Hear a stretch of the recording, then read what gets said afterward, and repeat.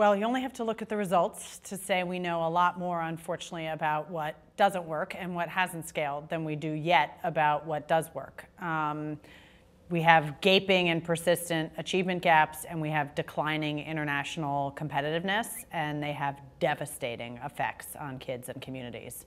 And what hasn't worked to try to turn that tide over the last several decades is large-scale kind of best practices reform, is to say, we know what works, therefore let's impose that on a system. And that largely waves and waves of new curricula have not worked.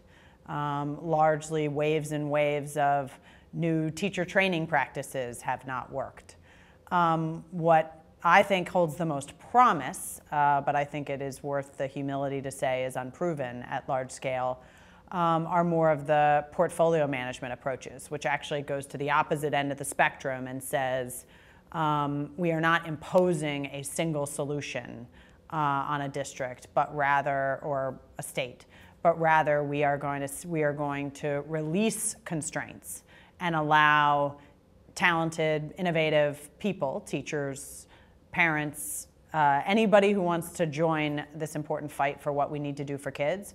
We're going to allow them through charter schools, through other kinds of innovative schools, to participate in a system of public schools where what we care most about is how well you're doing for kids. And I think it's the model that at its most pronounced is in New Orleans, which I believe is the district that has seen the greatest performance gains in the country, or if not, it's in the top tier of districts that have been on the move. It's a strategy that's been embraced in the context of a lot of accountability in a state like Florida, which at the state level has probably seen the greatest gains of any state in the country. And I think it's not to say that these best practices aren't important. They do matter. I mean, I personally believe there are better ways to teach reading. I believe there are better ways to train and develop and coach teachers, but that any best practice has to be combined with a certain talent and culture.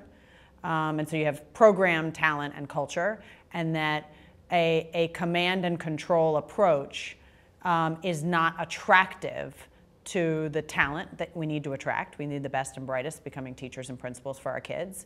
And it's not conducive to the kind of culture of a performance culture and a culture of like, we own what's going on with these kids, and we have the ability, I think that's tied to the ability to do things differently if it's not working. And so just this dynamism needs to come into the system. And I believe that if you get the overall structure right, with clear outcomes and accountability and a structure of transparency, that will enable talented people to do what we need to do for kids.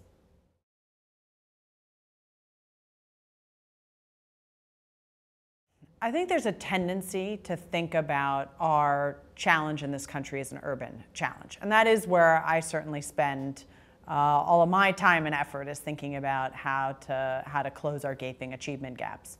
But I think the honest truth, when you look at the data and the results, is that our suburban students and our middle and upper class kids in our public schools are actually not doing as well as we all want them to do or believe they can do either. And that a huge part of why we've lost our global competitiveness is not just our urban communities, but really the quality of education that's being provided in this country writ large.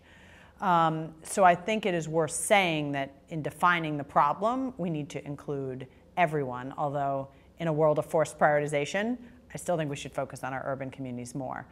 In terms of whether the solution needs to be the same, I think I actually would say yes, that the kind of focus on accountability, focus on entrepreneurship, focus on dynamic school models and what's working for kids, that is the same in an urban or rural community as it is in an urban one. By nature of scale, it just may end up looking different, but that the same kinds of solutions where we try to get the absolute top teachers and school leaders, we try to get a real culture that's focused on what's best for kids, and we try to bring to bear all that we've learned about what works in public education, but we do it in the context of semi-autonomous or networked schools that fundamentally can make the choices for what's best for the kids they work with.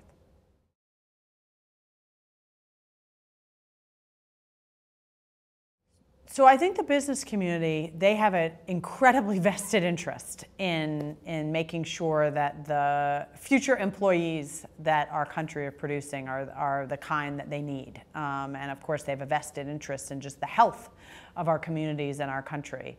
And it's my impression that we have fewer real civic leaders amongst the business community than we used to. There certainly are some notable philanthropists who are speaking out and putting their money where their mouth is.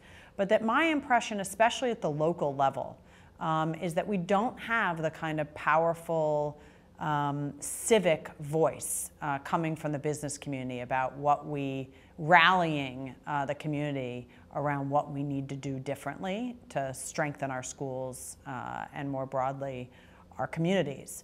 And so I think there's a certain amount of step up and come to the table and in loud, clear ways, including in ways that are sometimes politically uncomfortable, say what we need to do for our kids and command everyone's attention and be willing to make the tough choices. Because ed reform is not easy and it is not always popular, but those need to become second-tier concerns to doing what we need to do for kids.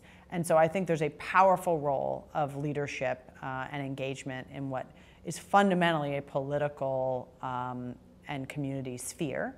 And then secondly, I would love to see business leaders engaged in a more hands-on way, working directly with schools in partnership to help them do what they need to do.